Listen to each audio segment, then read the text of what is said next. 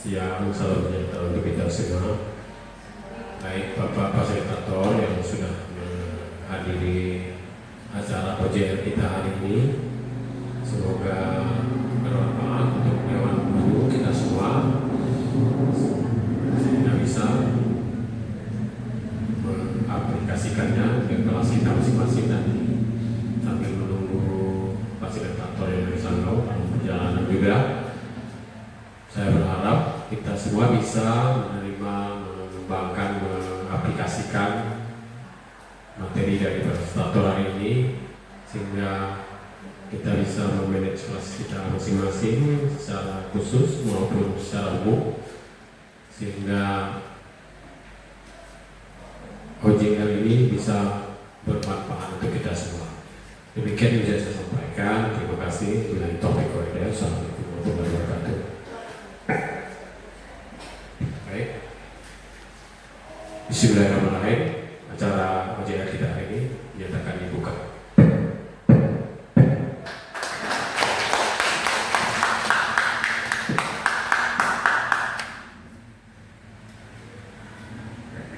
Kami ucapkan terima kasih atas sambutan yang telah diberikan oleh Bapak sekaligus membuka acara kita pada hari ini. Dan sekarang kita akan memasuki acara inti pada hari ini, yaitu penyampaian praktik baik 7 jurus BK dari calon Pasda. Maka dari itu waktu sepenuhnya akan saya serahkan kepada beliau, kepada Ibu Sri Mulyani. Kami persilakan. Baik, Assalamualaikum warahmatullahi wabarakatuh. Selamat siang dan salam sejahtera. Oke. Yang saya hormati Bapak Kepala Sekolah SMK Bina Utama, yang saya hormati Fasnas Fasilitator Nasional Bapak Ibertus, yang saya hormati Wakil Kurikulum Bapak Habib, yang saya hormati dan saya banggakan Bapak Ibu Guru SMK Bina Utama.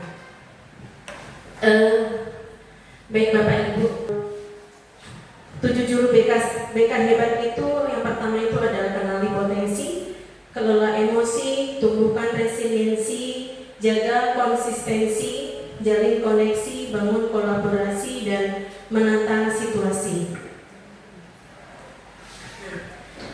Jadi sebenarnya Bapak Ibu di sini tuh sudah menerapkan 7 jurus ini setiap harinya ya. Cuman kalau sebelumnya itu kita itu belum ada yang namanya pengelompokan jurus seperti itu. Nah, beberapa minggu yang lalu saya mengikuti kegiatan ini, kami mengupas ini Bapak Ibu 7 jurus ini. Jadi kemarin itu saya didampingi oleh atau difasilitasi oleh Fasnas, yang kebetulan memang beliau hari ini juga hadir untuk mendampingi saya untuk OJR di sekolah kita. Dan untuk Kabupaten Sanggau, dari banyaknya sekolah SMA dan SMK itu sekolah kita yang ditunjuk Ibu ya. Jadi ini kesempatan ya Pak ya untuk kami bisa menyampaikan apa yang sudah saya dapatkan kemarin waktu mengikuti kegiatan. Nah, kegiatan saya kemarin itu Bapak Ibu itu hanya 4 hari di sana. Jadi menurut saya memang sangat kurang waktunya untuk benar-benar saya bisa memahami 7 jurus BK hebat ini. Tapi di sini saya akan mencoba nanti untuk memaparkan kepada Bapak Ibu apa yang sudah saya dapatkan kemarin. Nah, nanti kalau seandainya ada yang salah saya mohon maaf. Kalau misalnya ada yang kurang dari perkataan ataupun yang saya sampaikan, nanti boleh saya diberi masukan Bapak Ibu ya. Karena di sini saya juga masih belajar. Jadi kita sama-sama belajar di sini Bapak Ibu. Nah, sedikit berbagi pengalaman Bapak Ibu. Ini saya ada sedikit foto kemarin yang kegiatan BIMTEK. Nah, jadi pengalaman setelah saya mengikuti BIMTEK ini, 7 jurus BK hebat itu memberikan pengalaman yang menyeluruh dan membekas bagi saya sebagai guru BK. Jadi melalui kegiatan ini saya tidak hanya mendapatkan pemahaman teoritis ya, tetapi juga praktek langsung dalam membangun layanan BK yang lebih humanis, kolaboratif, dan berdampak nyata. Jadi 7 jurus BK hebat ini adalah pendekatan yang membantu semua guru, baik itu guru guru mata pelajaran maupun wali kelas dalam mendukung perkembangan siswa secara menyeluruh. Jadi 7 jurus BK hebat ini tidak hanya berfokus hanya kepada guru BK, tapi untuk semua guru yang ada di sekolah. Ya, oke. Nah, dari jurus pertama ini Bapak Ibu guru, kenali potensi. Di sini saya belajar pentingnya menggali kekuatan dan keunikan setiap siswa secara lebih mendalam. Itu untuk jurus pertama ya. Jurus kelola emosi dan tumbuhkan resiliensi itu membuka wawasan saya tentang pentingnya mendampingi siswa dalam menghadapi tekanan emosional dan membangun daya lenting mereka sejak dini. Untuk jurus jaga konsistensi itu mengingatkan saya untuk terus menanam nilai-nilai positif secara berulang dan berstruktur agar perubahan perilaku siswa tidak hanya sesaat. Jalin koneksi itu menjadi penguat bahwa membangun hubungan yang hangat dan empatik adalah fondasi utama dalam keberhasilan layanan BK. Nah, ini adalah foto-foto kegiatan kami, jadi kami langsung praktek Bapak Ibu waktu kegiatan. Nah, yang paling membuka pikiran saya ini adalah bangun kolaborasi dan menata situasi, di mana 2 jurus ini memang berfokus untuk kita guru. Ya. Saya menyadari bahwa peran BK itu akan lebih efektif jika didukung seluruh ekosistem sekolah, dan jika suasana belajar yang aman dan menyenangkan tercipta. Kedua jurus ini mengajak saya untuk lebih aktif membangun jejaring dengan guru, orang tua, dan tenaga kependidikan lainnya. Secara keseluruhan, jadi BIMTEK ini membuat saya semakin percaya diri dan termotivasi untuk mengembangkan layanan BK yang tidak hanya bersifat penyuluhan, tetapi benar-benar menjadi ruang tumbuh dan dukungan bagi peserta didik yang pastinya perlu adanya dukungan dari satuan pendidikan yang ada di sekolah kita. Nah, ini Bapak Ibu ya. Nah, kenapa saya memilih 2 jurus bangun kolaborasi dan menata situasi Bapak Ibu? Dalam upaya mewujudkan layanan bimbingan konseling yang efektif, jadi peran guru BK itu tidak dapat berdiri sendiri. Kompleksitas permasalahan siswa saat ini menuntut keterlibatan berbagai pihak serta penciptaan lingkungan sekolah yang mendukung. Oleh karena itu, strategi bangun kolaborasi dan menata situasi itu menjadi kunci utama dalam menghadirkan layanan BK yang berdampak luas dan berkelanjutan. Jurus bangun kolaborasi itu menekankan pentingnya sinergi antara guru BK dengan wali kelas, guru mata pelajaran, orang tua, serta stakeholder lainnya ya. Melalui kolaborasi, layanan BK itu tidak hanya terbatas pada ruang konseling, tetapi menjadi gerakan bersama dalam mendampingi dan membina peserta didik. Sementara itu, jurus menata situasi itu fokus pada upaya menciptakan lingkungan fisik dan psikologis yang aman, nyaman, serta mendukung pertumbuhan karakter siswa. Lingkungan yang tertata baik secara ruang maupun suasana, akan meningkatkan keterbukaan siswa terhadap layanan konseling serta menumbuhkan budaya positif di sekolah. Jadi kedua jurus ini itu saling menguatkan satu sama lainnya. Kolaborasi yang efektif itu akan semakin optimal jika didukung oleh situasi yang tertata. Begitu pula sebaliknya.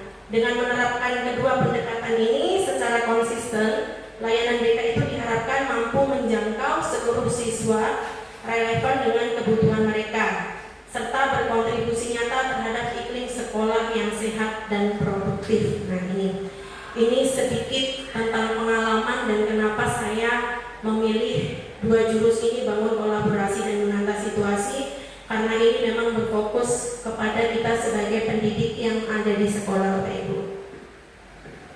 Nah, sedangkan untuk manfaatnya sendiri ya, dengan kita menerapkan 7 jurus kita hebat ini, manfaat untuk sekolah sendiri itu adalah menciptakan budaya positif dan lingkungan belajar yang sehat, menurunkan angka pelanggaran konflik dan kasus siswa, meningkatkan citra sekolah sebagai tempat yang peduli dan suportif, menguatkan kerja tim antar guru, ya, guru BK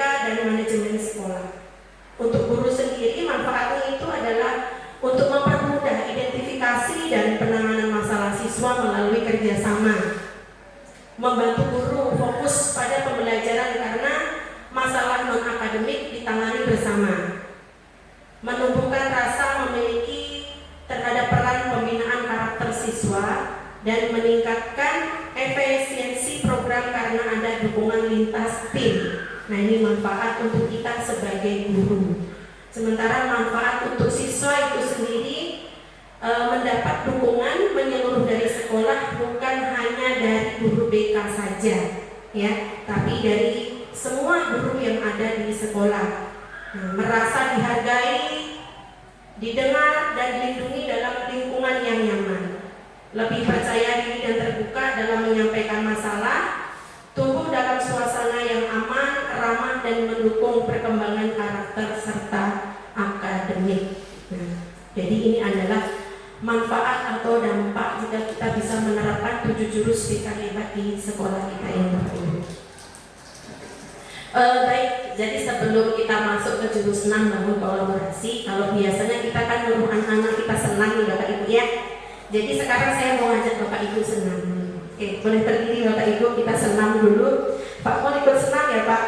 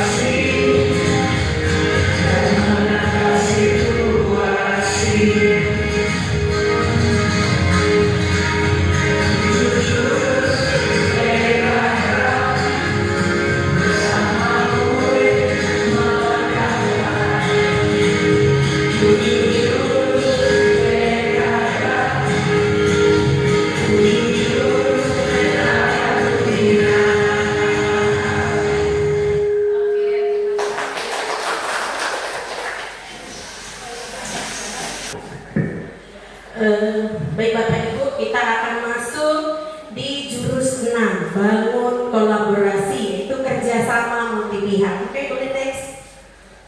Nah, boleh saya minta Pak Samsul untuk membacakan.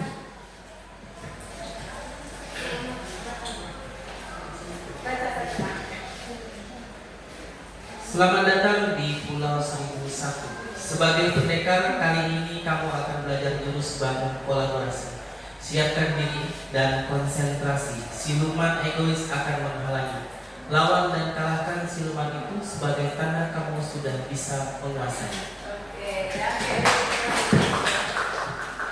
Baik, nah kita sudah masuk ke jurus 6. Selamat datang di Pulau 1001. Sebagai pendekar, kali ini kamu akan belajar jurus bangun kolaborasi. Baik Bapak Ibu, saya di sini ada permainan. Boleh dibagi kelompok, Bapak Ibu mungkin boleh membentuk 3 kelompok. Kita di sini akan bermain peran kolaborasi guru. Ya, ditutup dulu. Itu ada kartu masalah yang bisa dibaca. Nah, itu juga ada kartu-kartu kecil. Silahkan mengambil satu-satu, jangan dinampakkan dulu sama temannya. Oke, mengambil dulu, dikocok-kocok dulu. Nah, silakan dibagi tapi jangan dinampakkan. Jangan sampai dinampakkan Bapak Ibu. Nah, kalau sudah silakan dibaca. Dibaca masing-masing. Bapak Ibu boleh nyampein sama temennya, Bapak Ibu itu sebagai guru apa, tapi jangan kasih tahu karakternya ya. Jangan Bapak Ibu kasih tahu karakternya, tapi boleh, oh saya guru bahasa Inggris boleh, saya wali kelas boleh, tapi jangan sampai sebutkan karakternya. Sudah paham ya? Nah, kalau sudah silakan dibaca kasusnya Bapak Ibu. Nah, kalau sudah dibaca kasusnya, silakan nanti Bapak Ibu guru diskusikan. Nah, tapi jangan kasih tahu karakter saya. Jadi Bapak Ibu di sini perannya sesuai dengan karakternya ya. Oke, baik. Yang dimana permasalahan itu seorang siswa SMK bernama Riko sering datang terlambat ke sekolah. Dalam seminggu ia sudah 3 kali terlambat masuk kelas. Ketika ditanya oleh wali kelas, Riko mengatakan bahwa ia harus membantu orang tuanya berjualan pagi hari sebelum berangkat ke sekolah. Nah, permasalahan di sini kan apakah benar anak ini melakukan atau membantu kedua orang tuanya berjualan di pagi hari, atau misalkan dia memang memiliki orang tua tunggal, apakah benar-benar dilakukannya? Dan itu harus ada peran orang tuanya di sini.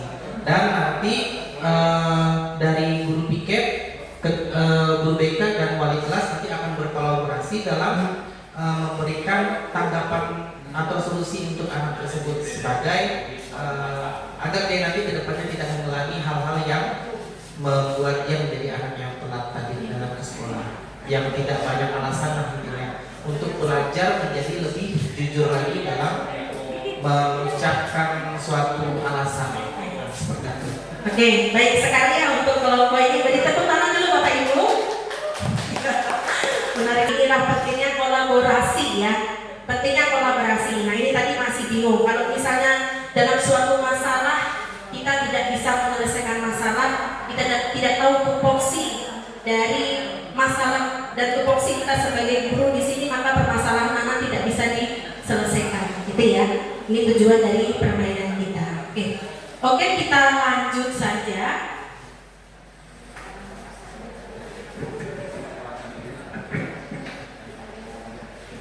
Jadi mengapa kolaborasi itu penting Bapak Ibu? Ya, kolaborasi itu berfungsi untuk mendukung perubahan sistematik yang memastikan kesetaraan dan akses pendidikan yang berkualitas bagi setiap murid. Jadi kolaborasi ini berperan dalam menutup kesenjangan pencapaian dan kesempatan antar murid.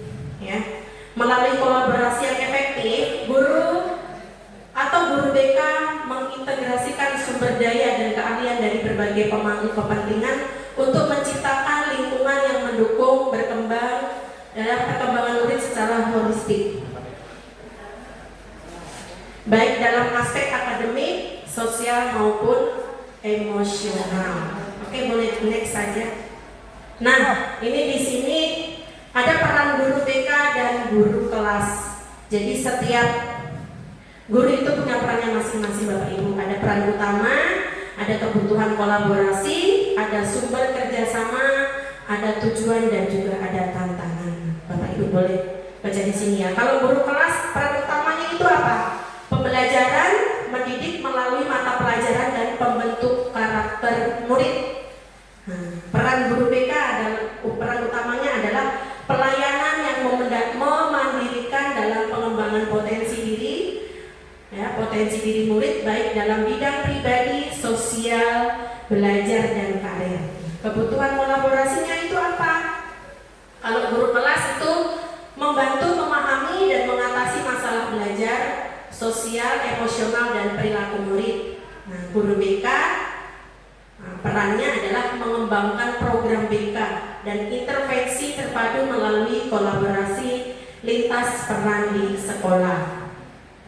Nah, sumber kerjasamanya dengan siapa saja nih? Kalau guru BK itu sumber kerjasamanya itu dengan orang tua, dengan kepala sekolah, guru mapel, konselor, pihak luar sekolah yang terkait ya.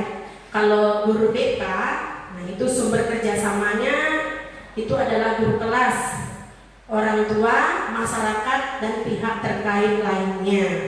Tujuannya apa Bapak Ibu? Ya, kalau tujuan untuk guru kelasnya itu adalah menciptakan lingkungan belajar yang mendukung dan holistik.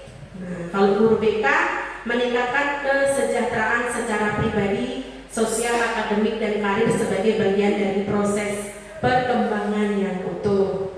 Nah, tantangannya apa ini?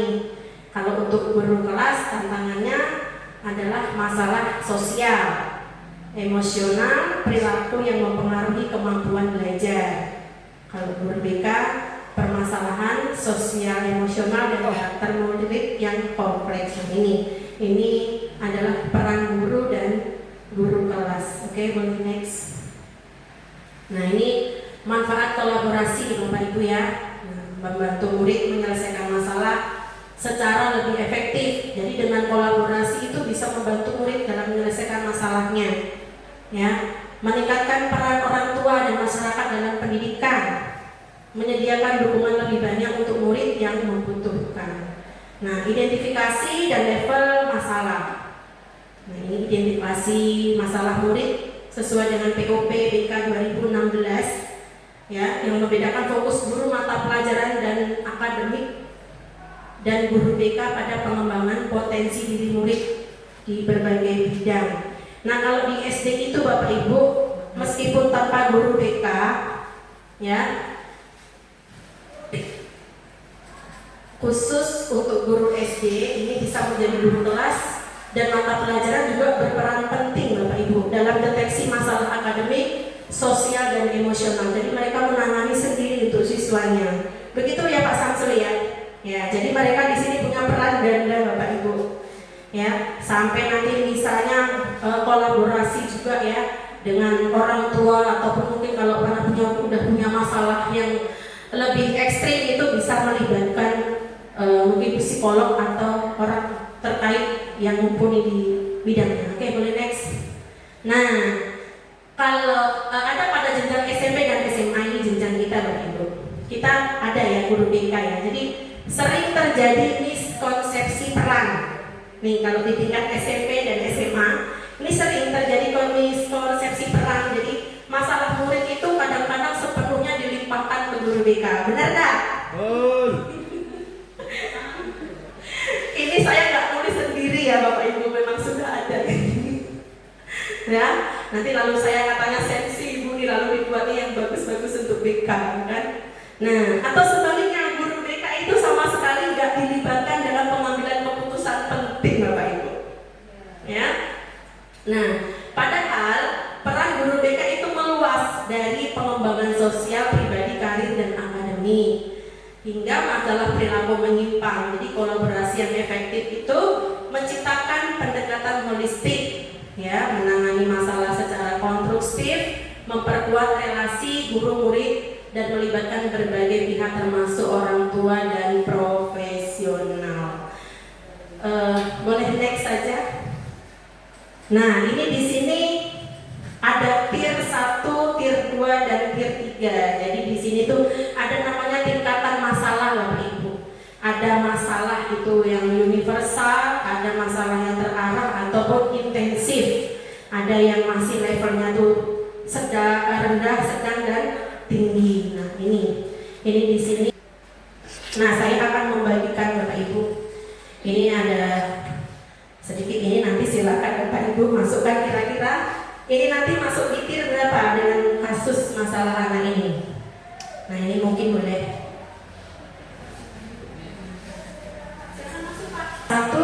2 atau tingkat 3. Baik, jadi indikator perlunya kolaborasi dalam penanganan masalah murid itu tadi ya, masalah yang berulang atau kronis. Jadi masalah yang terus berulang meskipun sudah diberikan intervensi di tier 1 dan di tier 2. Jadi contoh perilaku itu tadi, menangkap murid yang terus muncul meskipun sudah tidak ada penguatan positif di kelas.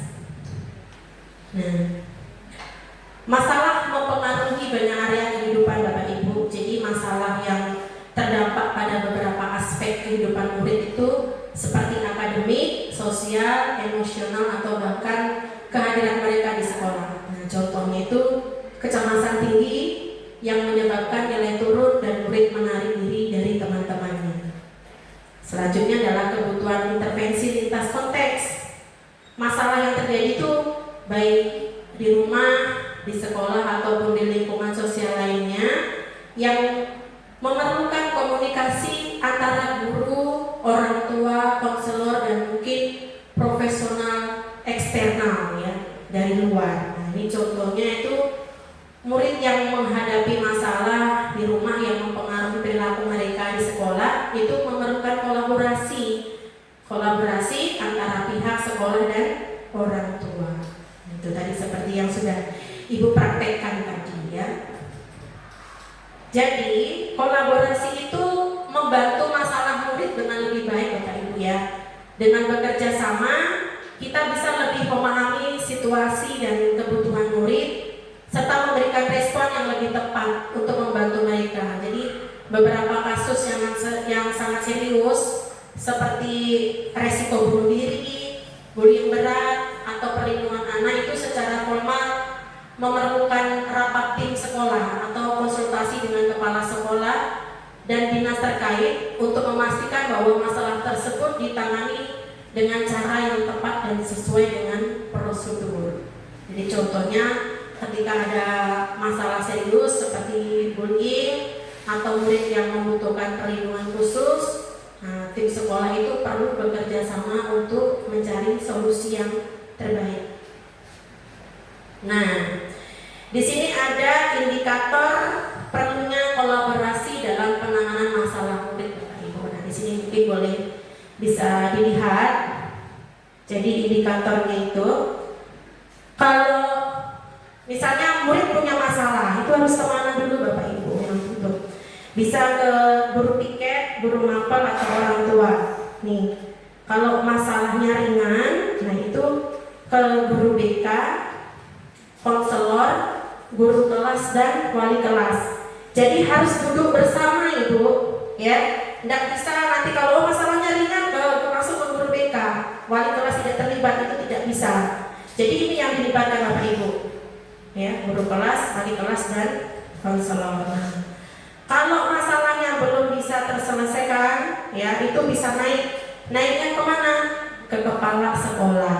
Kepala sekolah nanti, ya referralnya atau mitranya itu adalah guru BK, konselor atau psikolog atau dokter. Nah ini kalau masalahnya sudah sangat ini ya, misalnya yang depresi itu tadi, udah tidak bisa lagi ditangani oleh kita, yang sudah memang memerlukan ahlinya. Nah ini larinya nanti ke BK, konselor atau psikolog atau dokter. Nah ini contoh alur penyelesaian masalah murid. Nah murid bermasalah. Jadi ada 3 indikator permasalahan Bapak Ibu. Yang pertama itu ada masalah presensi atau kehadiran. Ada masalah ketidakdisiplinan atau masalah lainnya. Ada masalah akademik atau hasil belajar. Nah ini kalau misalnya anak punya masalah presensi kehadiran yang paling atas itu Ibu, nah kemana dia? Nah ini referensi dulu, kita cek dulu bukti kehadirannya dari tim tatip atau kesiswaan. Nah ini ya, nanti anak diberikan pembinaan, mereka mendapatkan bimbingan ya. Bimbingannya dari mana? Yang pertama setelah mengecek tadi bukti kehadirannya itu bisa dibimbing oleh wali kelas. Yang pertama adalah wali kelas, terus guru kelas atau kesiswaan. Kalau belum bisa terselesaikan Bapak Ibu, nah dilanjutkan lagi bimbingan oleh guru BK atau wali kelas. Nah kalau dibimbing belum bisa, baru lanjut konseling. Ya ini urutannya seperti ini Bapak Ibu yang benar ya. Nah setelah konseling dilakukan, bisa masalah murid itu tuntas. Tapi kalau nggak tuntas, nggak bisa diselesaikan juga, ya bisa lanjut ke panggilan orang tua atau home visit oleh wali kelas dan guru BK. Ini bisa sama-sama konferensi kasus. Nah belum juga bisa terselesaikan Bapak Ibu, nanti kita referal ke ahli terkait tadi itu psikolog. Kalau psikolog nggak bisa, nanti ke psikiater ya. Nah itu udah butuh obat. Kalau nggak menang itu Bapak Ibu, harus ke psikiater. Psikolog udah nggak bisa lagi menangani. Kalau dia sudah sampai depresi, menyakiti diri sendiri, itu udah nggak psikolog lagi ranahnya, tapi sudah ke psikiater ya, itu bedanya.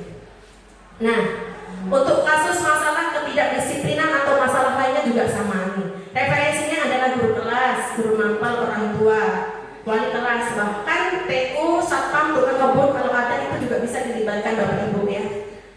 Nah nanti kemana?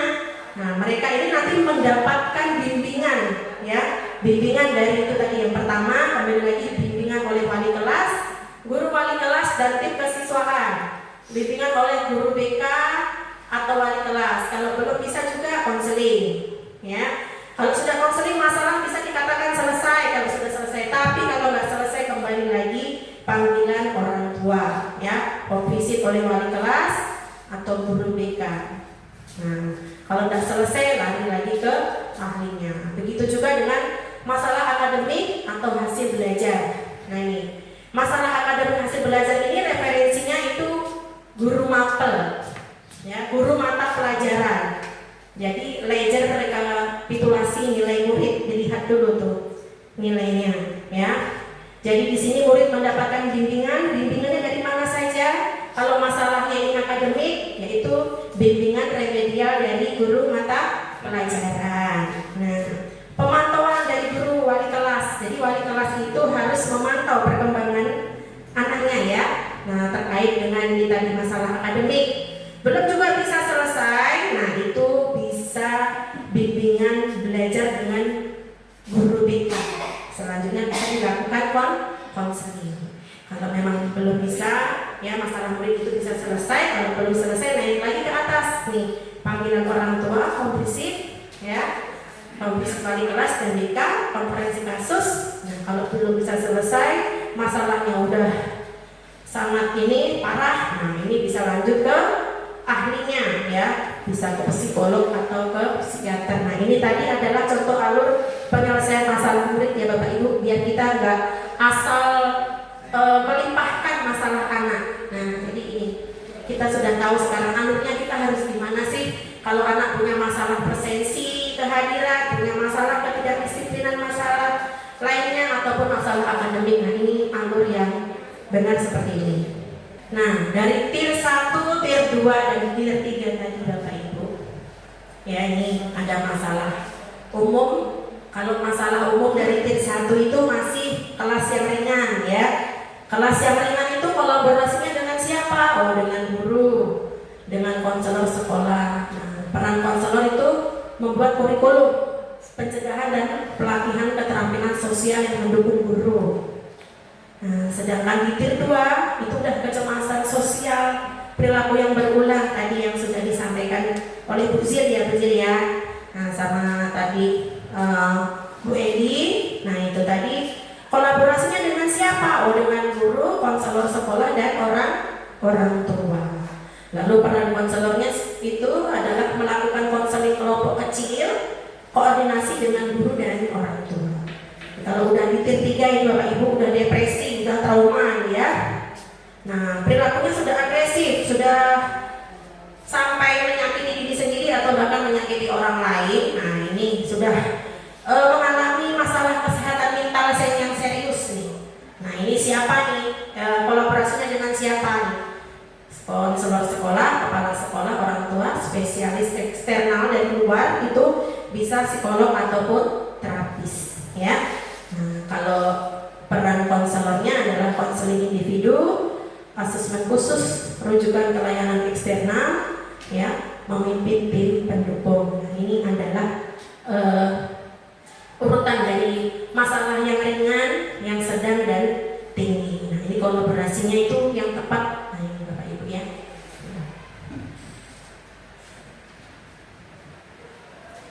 Nah, ini mekanisme kolaborasi dalam penanganan masalah murid. Jadi dari awal sampai akhir itu apa yang harus kita lakukan, Bapak Ibu? Yang pertama itu kita harus identifikasi masalahnya dulu, Bapak Ibu. Ya, apakah itu masalahnya tentang perilaku, tentang akademik atau emosional? Ya, jadi data itu bisa dari observasi, laporan guru atau hasil belajar. Ini untuk identifikasi masalahnya. Terus diskusi awal dalam komprehensi kasus. Nih, kalau udah dapat masalahnya kita harus melakukan diskusi, ya.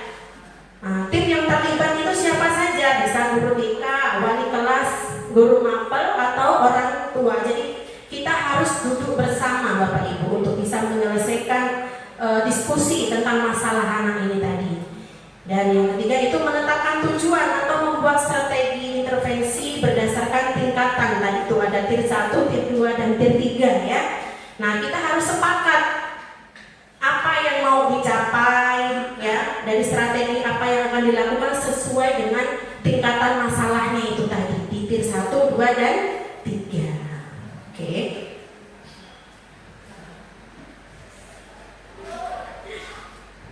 Nah, selanjutnya implementasi dan monitoring. Jadi rencana yang disepakati itu dijalankan Bapak Ibu. Nah, tadi itu kan udah tahu masalahnya, udah ada kesepakatannya. Ini kesepakatan itu terus dijalankan sambil dipantau secara berkala ya, apakah ada kemajuan atau hambatan.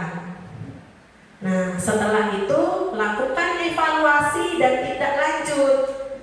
Bukan maksudnya udah di konseling ini udah selesai, itu aja nggak bisa ya. Tetap kita harus melakukan evaluasi. Nah, mungkin maksimal itu bisa 6-8 minggu. Jadi tim penilai efektivitas kita evaluasi, kalau berhasil bisa dilanjutkan atau ditutup, kalau belum cari strategi yang baru gitu. Nah, dokumentasi dan komunikasi. Jadi semua hasil keputusan itu dicatat dan dikomunikasikan kepada seluruh pihak terkait, entah itu guru, kepala sekolah, dan orang tua. Itu perlu dokumentasi ya Bapak Ibu ya, dan dikomunikasikan.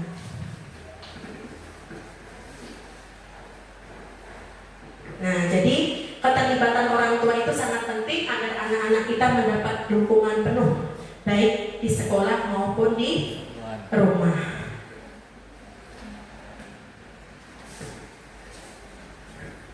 Nah, tujuan pelibatan orang tua ya, yang pertama itu meningkatkan efektivitas intervensi melalui dukungan konsisten di rumah dan di sekolah, memperkuat hubungan dan komunikasi sekolah dan rumah, mengurangi miskomunikasi atau resistensi terhadap strategi sekolah, mempercepat deteksi masalah dan pengambilan keputusan bersama. Okay, next. Nah, ini tujuannya apa Bapak Ibu dari dukungan konsistensi itu tadi, untuk meningkatkan efektivitas intervensi dengan dukungan yang konsisten di rumah dan di sekolah. Itu artinya apa yang kita terapkan di sekolah itu Bapak Ibu guru, orang tua itu juga mendukung di rumah ya, supaya kita mendapat dukungan. Jadi memperkuat komunikasi itu tujuan yang kedua, itu untuk memperkuat hubungan dan komunikasi antara sekolah dan rumah ini supaya tidak ada kesalahpahaman. Nah, mengurangi miskomunikasi itu untuk mengurangi miskomunikasi atau resistensi terhadap strategi ya, strategi sekolah dengan komunikasi yang baik. Nah, strategi ini bisa diterima oleh orang tua gitu ya. Nah, deteksi masalah lebih cepat. Jadi tujuan keempat ini untuk mempercepat deteksi masalah dan mengambil keputusan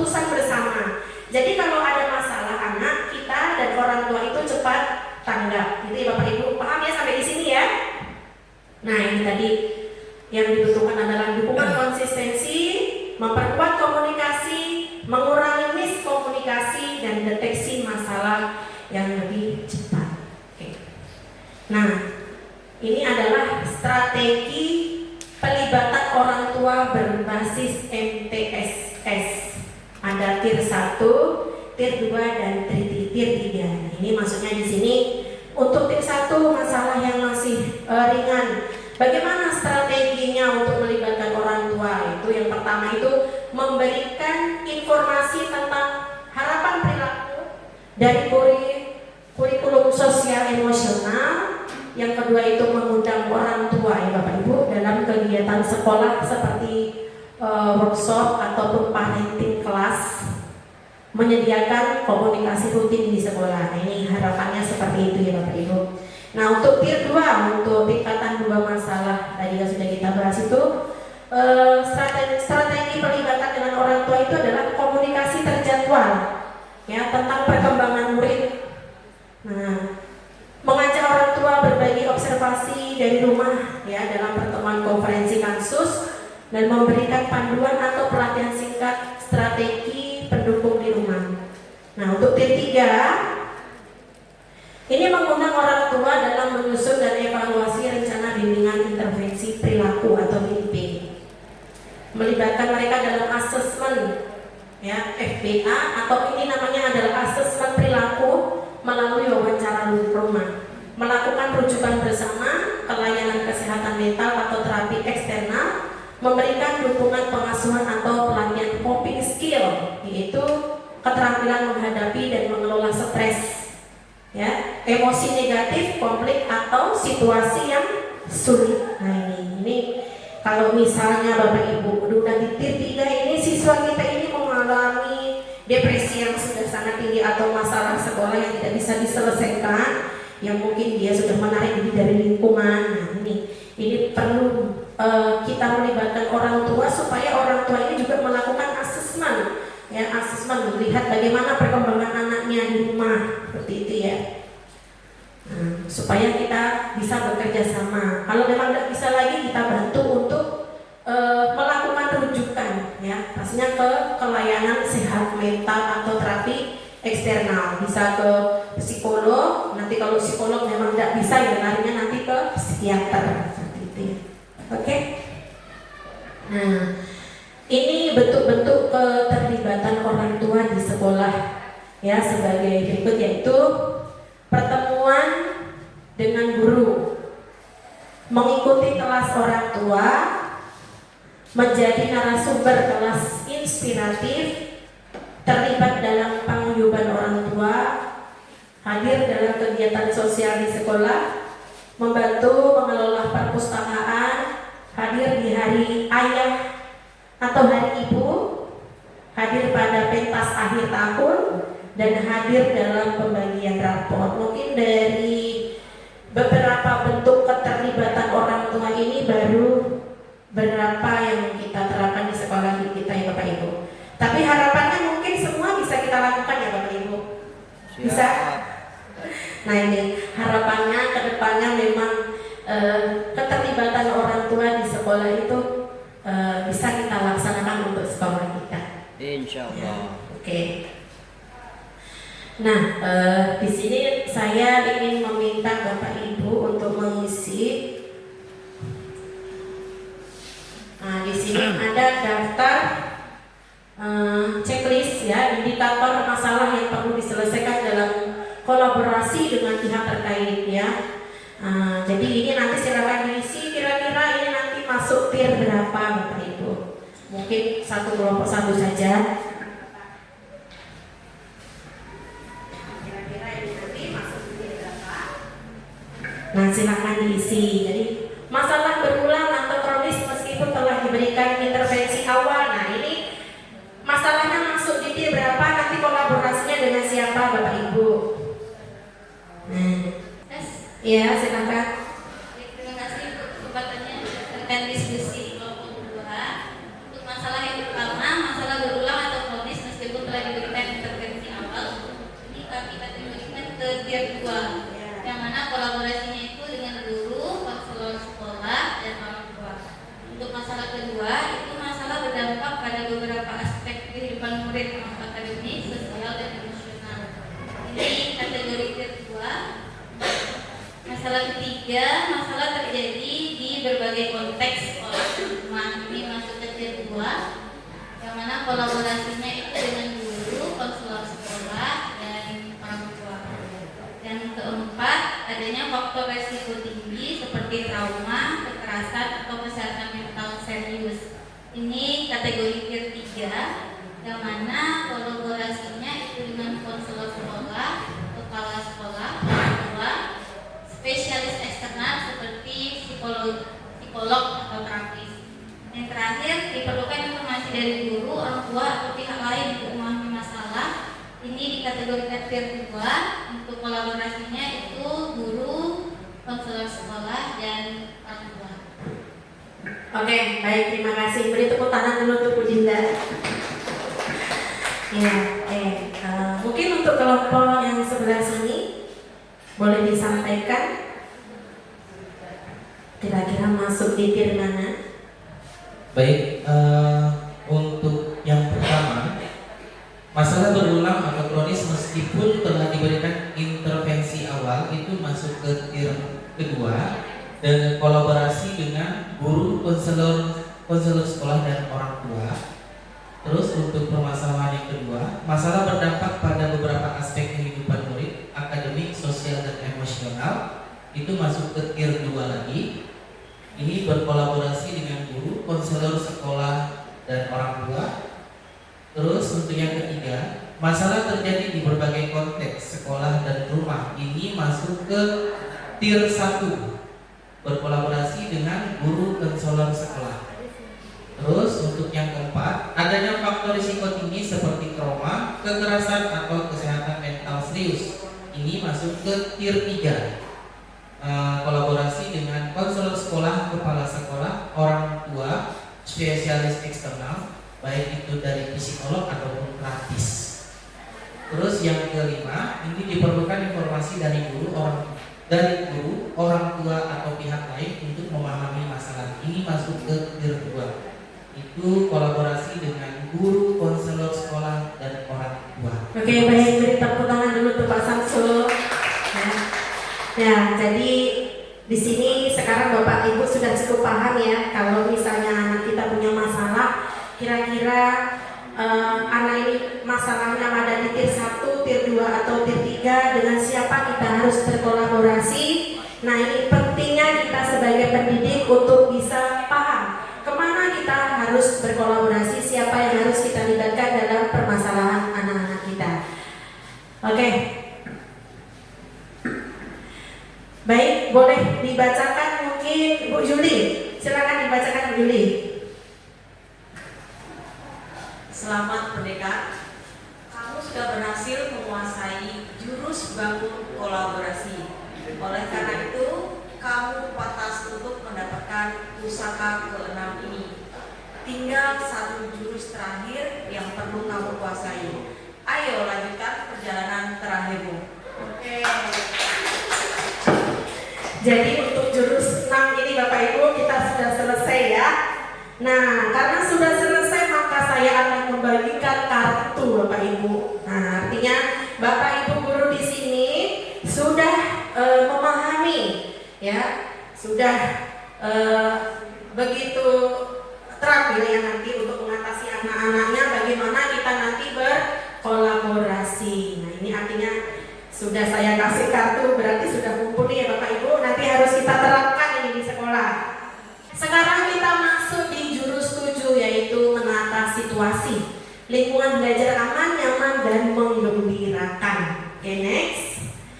Next, saya minta di sini untuk Bu Salwa membacanya. Silakan Bu Salwa.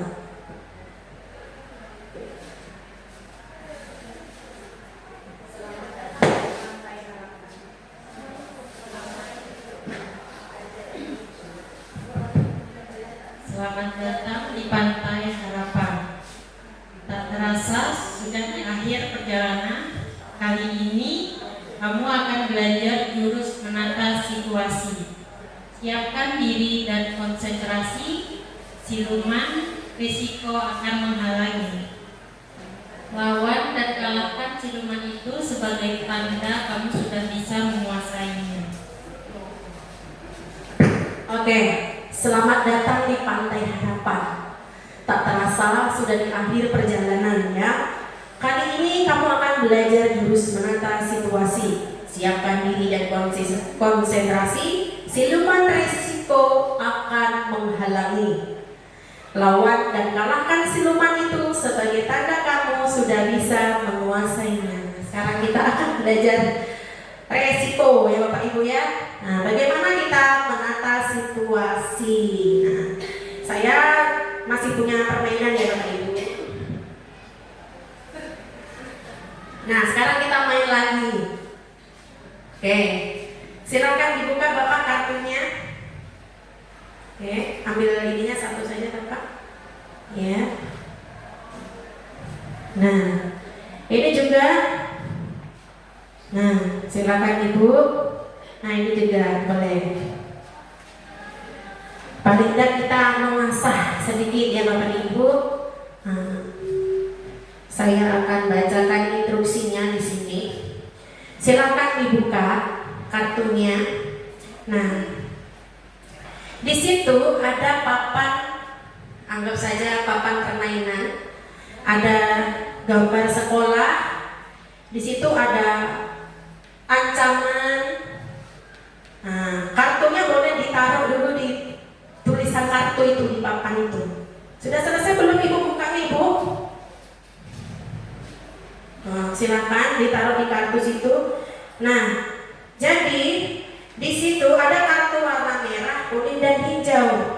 Kartu merah itu adalah ancaman Bapak Ibu. Jadi silakan ditaruh di ancaman. Nah, silakan ditaruh di ancaman. Kartu kuning itu adalah kerentanan. Silakan ditaruh di kerentanan Bapak Ibu. Nah, dan kartu hijau adalah kapasitas. Nah, sekarang silahkan Bapak Ibu memilih satu kartu ancaman. Pilih satu, silahkan dirundingkan. Mana yang mau dipilih? Nah, ini boleh dipilih salah satu saja. Ya, ancaman. Yang tidak dipilih silahkan ditaruh di tong sampah. Dipilih salah satu mana yang mau Bapak Ibu. Oke. Nah, jadi ancaman itu adalah hal yang berkompetensi membahayakan sekolah ya Bapak Ibu. Nah, yang tidak dipakai mungkin boleh ditutup aja Pak, biar tidak mengecoh. Nah, kalau sudah dipilih, pilihnya salah satu saja ya ancamannya. Oke, itu ditutup. Nah, taruh dibuang saja di tong sampah. Lalu pilih 1 sampai 2 itu kartu kerentanan. Jadi hal yang membuat sekolah lebih mudah berdampak itu apa? Nah, disesuaikan dengan kasus yang pertama tadi dipilih ini. Nah, ini. Jadi silakan Bapak pilih. Jadi hal yang membuat sekolah lebih mudah berdampak itu apa? 1 sampai 2, satu saja boleh. Tapi kalau ada 2 boleh dua-duanya dipakai. Ya.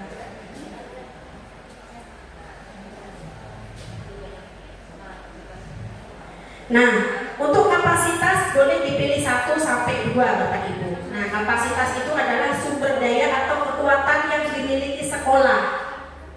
Ya, yang dimiliki sekolah. Jadi dipilih 1 atau 2 ya, boleh 1 atau 2. Oke. Baik, tadi ada lembar yang saya kasih. Silakan didiskusikan di sini. Ini ada 4 ya soalnya di sini. Nah, apa ancaman yang dipilih Bapak Ibu? Ditulis apa ancamannya. Pak Hai dulu, silakan Pak Hai baca Pak Hai. Iya Pak Hai. Dari tadi belum ada suaranya nih Pak Hai. Silakan. Apa ancaman yang dipilih Pak Hai? Ancaman yang kami pilih itu adalah Ya, banjir di lingkungan sekolah. Terus apa saja kerentanan yang memperparah resiko tersebut, Bapak? Siswa belum paham mengaruhi prosedur keselamatan. Ya, gitu. Kapasitas apa yang bisa dimanfaatkan untuk mengurangi resiko? Kapasitasnya adalah ada guru yang pernah pelatihan bencana. Oke, jadi ada guru yang pernah ikut pelatihan ya. Nah, apa solusinya nih atau tindakan nyata yang bisa dilakukan di sekolah? Solusi kami adalah pelatihan internal oleh guru yang pernah ikut pelatihan, sosialisasi SOP tanggap banjir, proyek mapel tanggap banjir sebelum, saat, dan sesudah, penyediaan P3K dan lain-lain. Oke, bagus sekali. Beri tepuk tangan dulu untuk Bapak Ahai. Ya, oke, untuk kelompok selanjutnya mungkin boleh disampaikan apa kira-kira ancaman yang dipilih Bapak Ibu?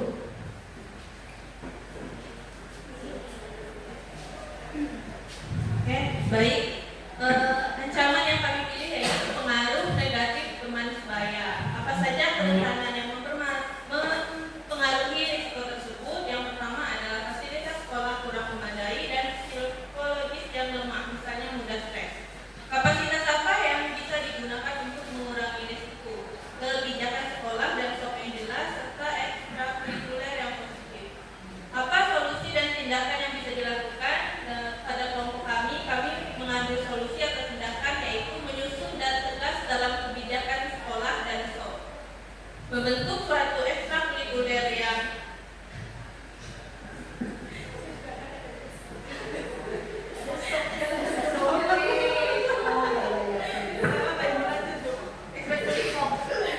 positif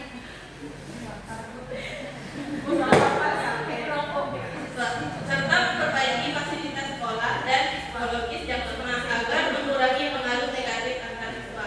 Dan juga solusi lainnya adalah bisa menjadi teman cerita atau pendengar juga dapat menjadi pihak yang aman dan percaya bagi siswa. Jadi siswanya ada kendala atau mengalami masalah dalam sekolah, mungkin dia nggak ada teman cerita, jadi dia bisa ke grupnya atau dari pihak yang lain. Oke, jadi menjadi konselor gitu ya Ibu ya. Oke, baik, terima kasih. Baik ya, jadi dari permainan ini Bapak, ini permainan Bapak Ibu ya. Jadi permainan ini sangat sederhana, tapi sangat berguna untuk membuka cara pikir kita dalam melihat risiko yang ada di sekolah ya. Bukan hanya sebagai masalah, tapi juga sebagai peluang untuk bertindak. Itu tadi solusi itu artinya kita bertindak ya, supaya mengurangi adanya resiko atau ancaman itu tadi. Oke, Bapak Ibu guru terima kasih ya. Oke. Pengurangan resiko itu Ibu. Nah, di sini untuk menjaga keamanan, kenyamanan dan kegembiraan di sekolah kita harus membuat analisis resiko. Analisis resiko itu adalah cara sistematis untuk mengidentifikasi ancaman, kerentanan dan kapasitas. Kemudian mengukurnya untuk menentukan tingkat resiko R, ya, resiko itu R yang dihadapi sekolah. Jadi rumus menghitung itu, menghitung resiko itu adalah A dikali R dibagi K sama dengan resiko. Oke. Nah, ancamannya itu pasti eksternal ya, tidak bisa dikendalikan lagi. Nah, kerentanan itu internal, bisa dikendalikan. Kurangnya wawasan, kesadaran dan keterampilan, titik-titik lemah yang perlu diperbaikan. Nah, misalnya nih kalau misalnya murid sering bolos ya. Nah, ini mungkin satu karena kurangnya pengawasan guru yang ada di lingkungan sekolah gitu. Nah, bisa saja mungkin kurang pedulinya orang tua terhadap anaknya sendiri ya. Kapasitas, kesadaran kebijakan dan fasilitas praktik baik. Nah, ini mungkin adanya tadi yang disampaikan oleh Bu Zil, ada konselor kan kita Bu Zil, mungkin bisa jadi tempat bercerita wali kelasnya ya, atau guru mapel atau mungkin ke guru BK gitu. Oke. Jadi kenapa harus begitu ya, itu tadi untuk mengurangi resiko atau ancaman yang ada di sekolah. Baik. Nah, koneksi sebelum koreksi. Nah, di sini tindakan murid yang bisa kita lihat atau perkataan mereka yang bisa kita dengar sebetulnya hanya menggambarkan sebagian kecil kenyataan, ya. Ada bagian yang tidak bisa kita lihat Bapak Ibu dari murid kita, yaitu perasaan, motif atau keinginan terdalam dan kebutuhan mendasar yang ada dalam diri murid kita. Nah, oleh karena itu kita tidak bisa menjadi hakim yang sok tahu. Hanya dengan melihat permukaan gunung es, kayak gunung es itu kita hanya lihat saja ujungnya Bapak Ibu, tapi kita nggak tahu itu. Kalau dia misalnya di dalam lautan, apakah di dalamnya itu dia kotak, dia mengerucut atau mungkin lebih kecil, kita nggak pernah tahu ya.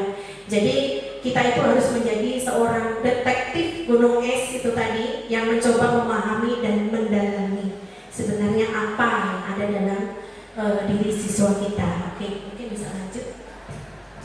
Nah, sekolah aman, nyaman, dan menggembirakan.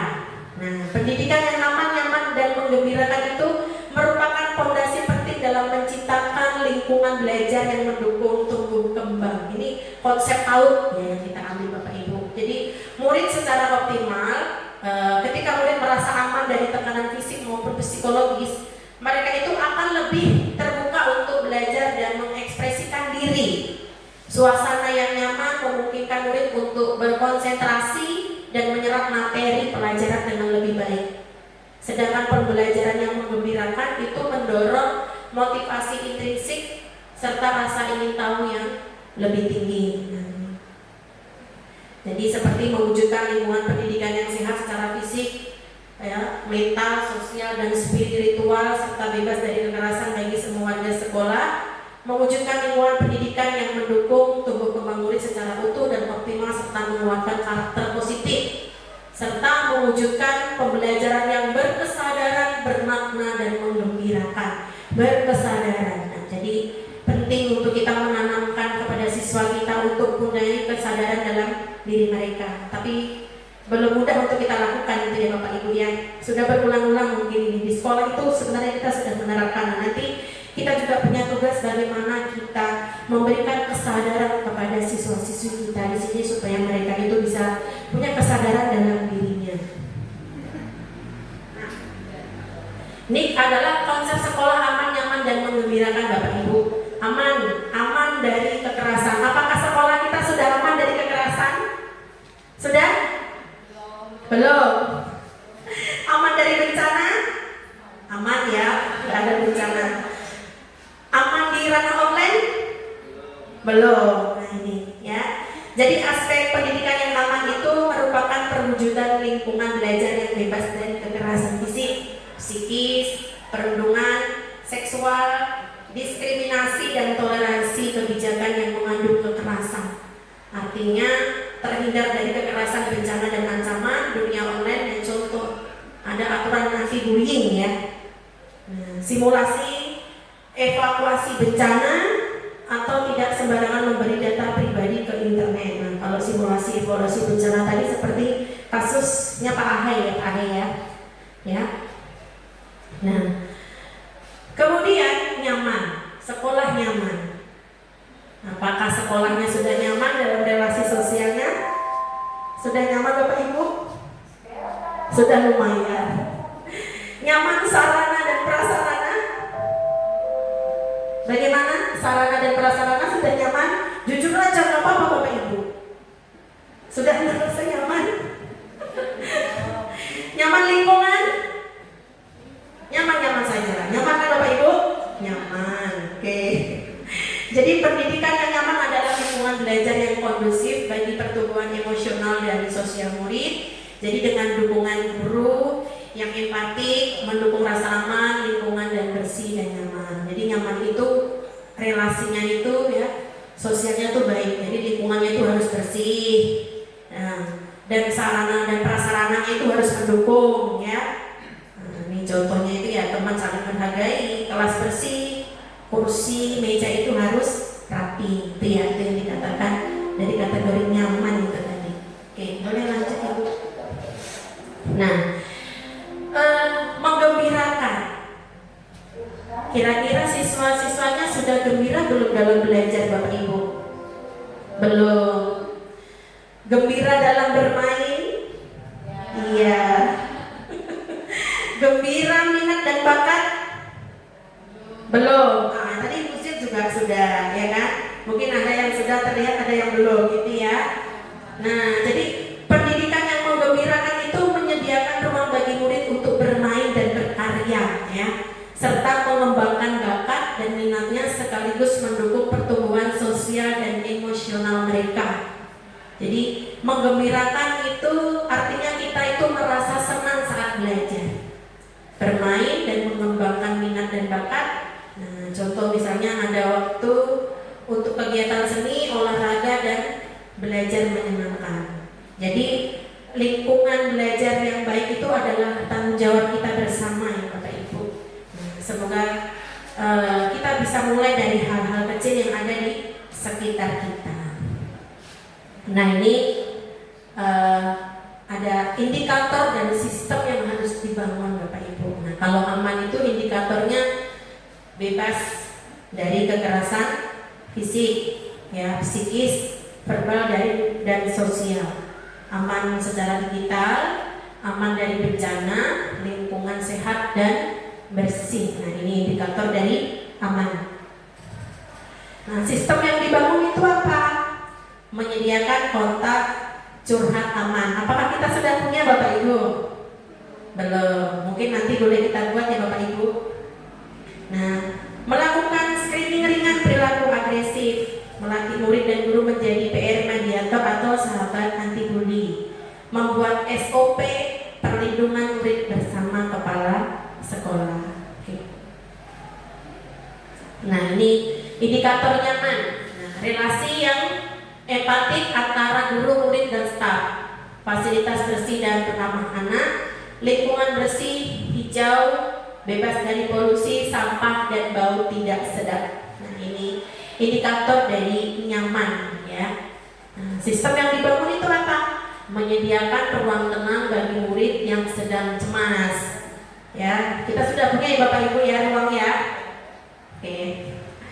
Guru sebagai fasilitator kegiatan saling mengenal dan membangun relasi. Pelatihan empati dan komunikasi asertif ke guru dan OSIS. Membuat survei sederhana apa yang membuat kamu betah dan tidak betah di sekolah. Jadi bisa kita membuat survei sederhana Bapak Ibu untuk siswa-siswa kita. Kira-kira apa sih yang membuat mereka betah di sekolah? Terus apa yang membuat mereka tidak betah di sekolah? Mungkin bisa kita terapkan untuk anak-anak yang suka bolos ya Pak Samsul ya. Apa sih sebenarnya kok mereka bolos? Itu pasti ada penyebabnya ya kan? Apa penyebabnya? Nah ini bisa kita nanti lakukan survei Bapak Ibu. Survei sederhana seperti ini. Apa yang menyebabkan mereka itu bolos? Apakah memang faktor internalnya atau dari eksternalnya? Seperti itu. Oke, boleh. Nah, indikator dari menggembirakan.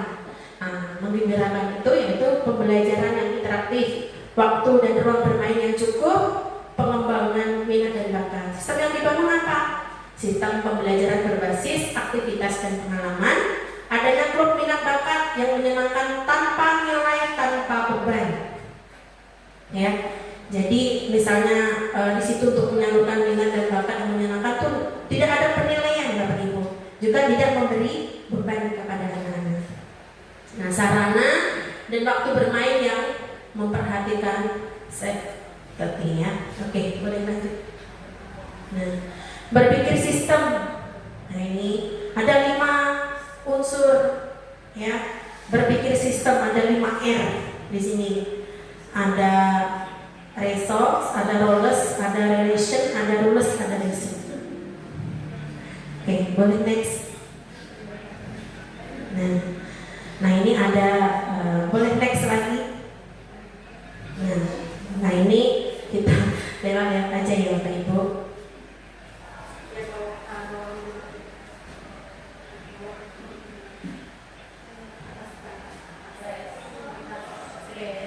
Ini dulu 5R unsur berpikir sistem. Nah, itu adalah sumber daya, bahan, kapasitas, kemampuan atau daya. Roles itu peran dan fungsi ya.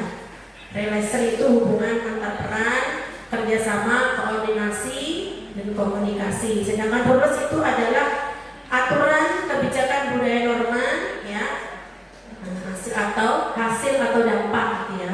Sedangkan result itu adalah hasil atau dampak yang didapat. Next. Nah ini ada contohnya Bapak Ibu. Di situ ada lampu, ada baterai, ada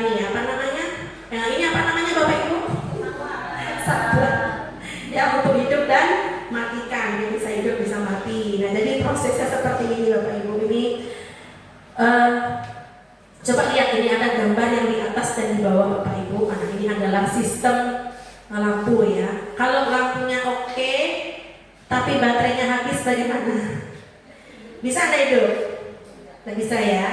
Nah, seperti halnya lampu ini, kita harus memastikan bahwa 5R itu tadi berjalan semuanya dengan baik, yaitu dengan 5 unsur dalam berpikir sistem itu Bapak Ibu ya. Nah, ini contoh sederhananya. Bapak Ibu bisa lihat kan gambar baterai yang mana? Yang ini, yang sebelah sini ini ya. Baterai penuh nih ya. Misalnya kita contohkan ya di sini.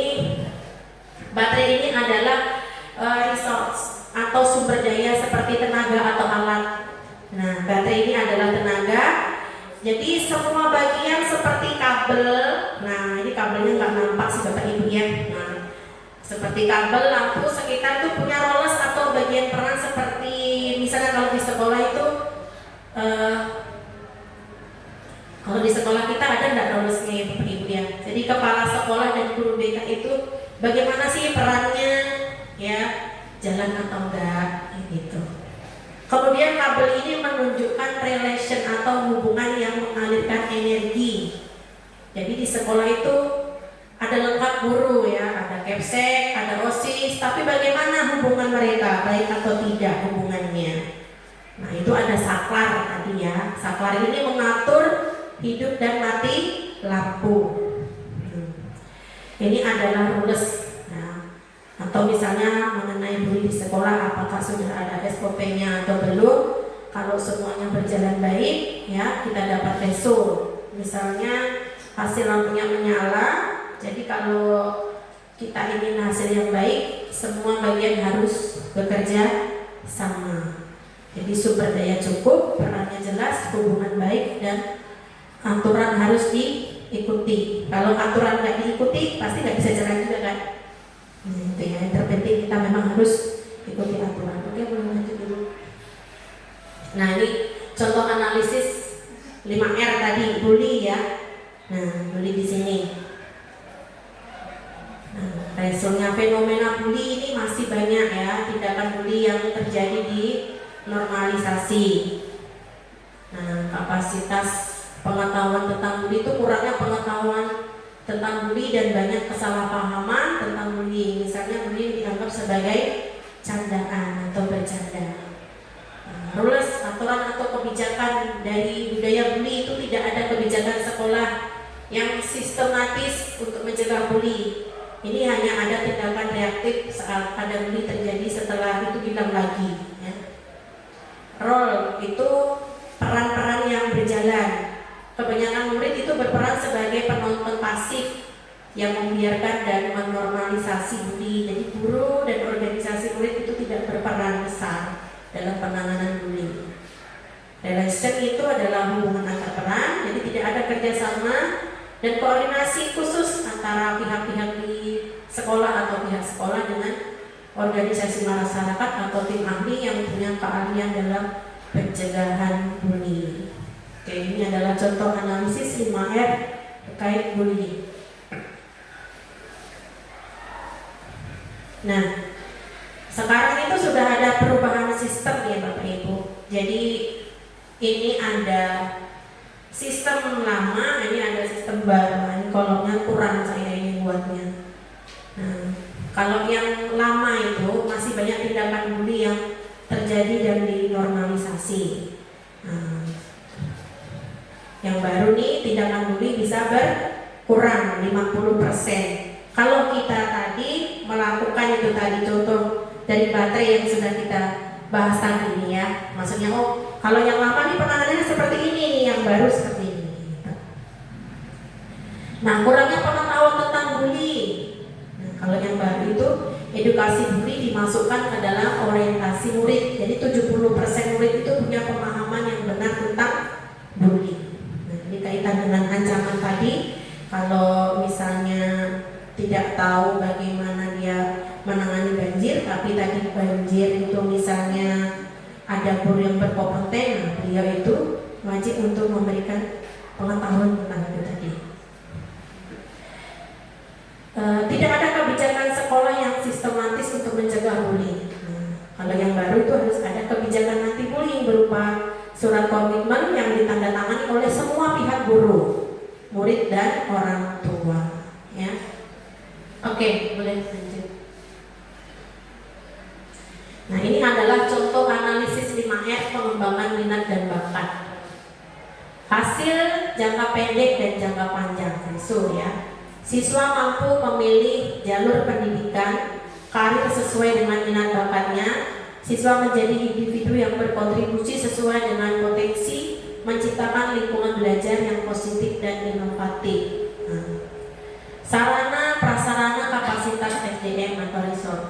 Jadi ruang kelas yang multifungsi, laboratorium ya, seperti laboratorium IPA, komputer seni, alat musik, peralatan olahraga, studio tari, drama, perpustakaan dengan koleksi beragam buku dan minat.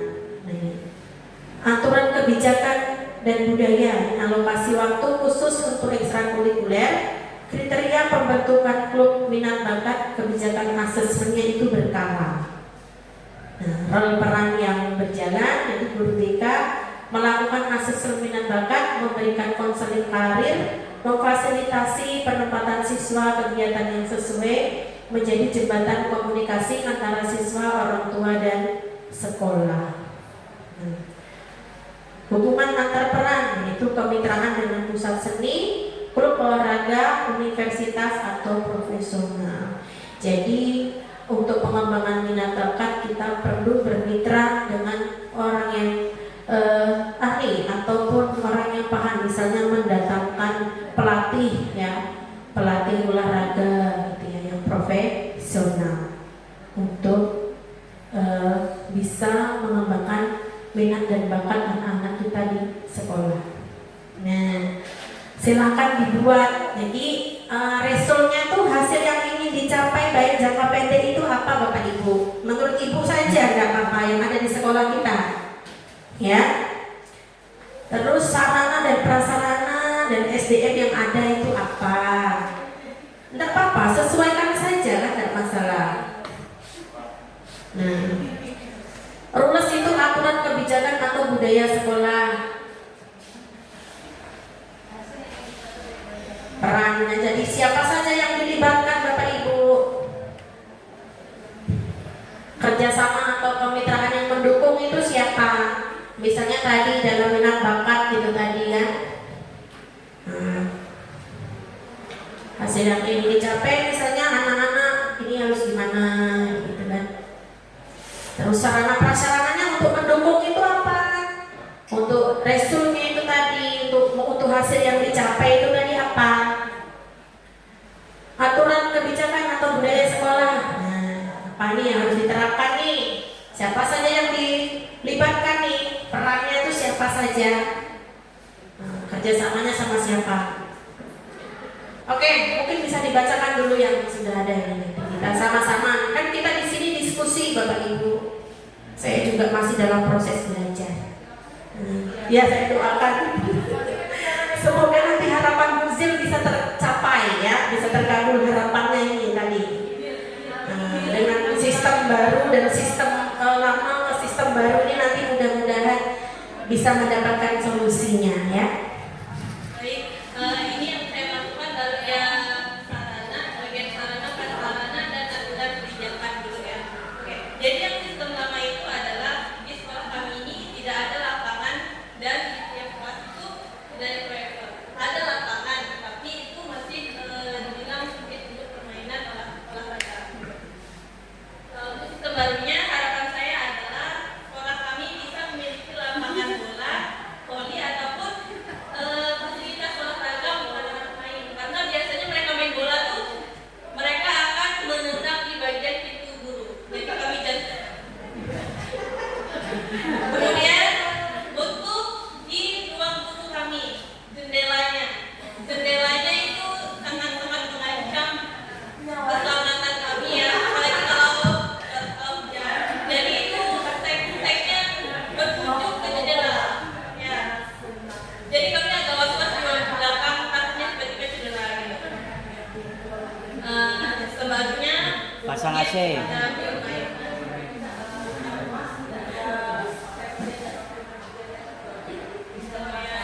Oh ya, di setiap kelas juga tidak ada foto-foto presiden dan wakil presiden saya.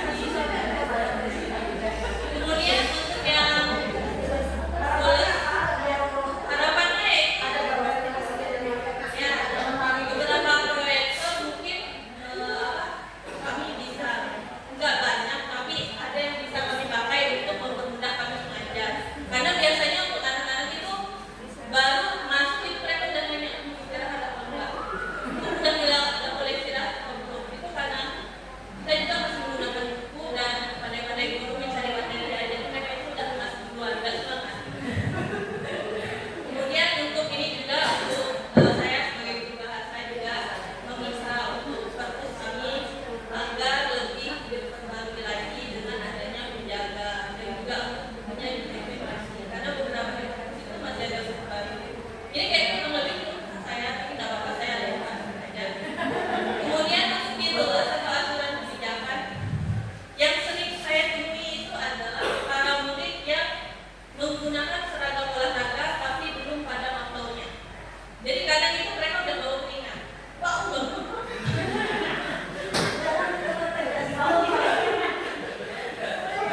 mereka itu udah ganti seragam bulan tanpa konfirmasi ke guru mapelnya. Ya, kadang juga udah pintar, udah kayak kosmetik, padahal belum. Kemudian juga ini mungkin beberapa guru juga bisa mengatakan saya dalam penggunaan HP. Memang benar sekolah kita memang penggunaan HP, tapi saya juga ingin bahwa mereka disiplin dalam penggunaan HP mereka. Jadi dalam kegiatan pembelajaran mereka tuh lebih dulu nggak menggunakan HP, karena yang dibuka itu adalah bukan materi pembelajaran, tapi itu TikTok atau sosial media. Jadi itu belum mulai pelajaran mereka fokusnya udah terganggu. Jadi saran saya itu mereka itu mengganti seragamnya sesuai dengan mapelnya, jadi tidak mengganggu dengan guru lainnya dan juga tidak mengganggu penciuman. Oke, bau tadi ya Bu ya. Kemudian untuk membuat aturan penertiban HP ini bisa tergantung ke masing-masing guru ya. Tapi kalau bisa kalau lebih kompak untuk bagian HP agar tujuannya juga sama untuk murid kita. Oke, sekian saja dari saya. Hanya itu. Oke. Bagus sekali, terima kasih atas kejujurannya Ibu Gil ya. Nah, itu tadi berarti ada sebagian yang tidak aman, tapi ada juga sebagian yang sudah aman ya Bapak Ibu ya. Memang kita itu nggak bisa terlepas dari yang namanya ancaman ya. Nah itu tadi. Jadi tadi yang disampaikan Bu Zil itu sudah cukup mewakili mungkin Bapak Ibu ya apa yang ada di sekolah. Jadi inilah keadaan sekolah kita ya. Nah jadi di sini dari jurus 7 ini tadi Bapak Ibu, nah kita bisa belajar bagaimana kita mulai membenahi sekolah ini supaya menjadi sekolah aman, nyaman dan menggembirakan. Oke. Nah, baik, kita sudah ada di penghujung Bapak Ibu. Mungkin boleh dibacakan Bu Marta. Silakan dibacakan Bu Marta.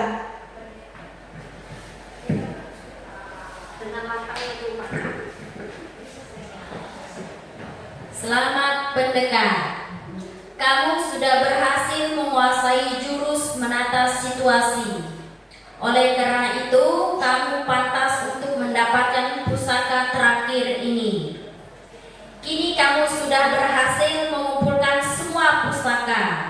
Kamu sudah lulus jadi pendengar utama. Oke ya. Jadi selamat untuk Bapak Ibu pendekar semuanya ya. Jadi sekarang Bapak Ibu di sini sudah berhasil untuk menata situasi tentunya untuk di sekolah kita. Saya bagikan kartunya dulu Bapak Ibu karena sudah selesai untuk jurus ke-7. Silakan diterima. Nah ini nanti Bapak Ibu di sini sudah belajar, jadi bisa mentransfer ilmunya kepada teman-temannya. Apa sih sebenarnya yang disampaikan? Ya, ada implementasi 7 jurus BK hebat ini. Oke, silakan Ibu. Silakan Pak Andi. Oke, Bapak Ibu, inilah yang bisa saya sampaikan terkait 7 jurus BK hebat. Hari ini saya hanya bisa menyampaikan 2 jurus, yaitu jurus ke-6 dan ke-7. Nanti jika ada waktu di lain kesempatan, kita bisa lagi membahas dari satu persatu jurus yang saya dapatkan untuk pelatihan. Bagaimana Bapak Ibu, setuju? Setuju. Oke, mungkin hanya ini yang bisa saya sampaikan. Saya ucapkan terima kasih. Assalamualaikum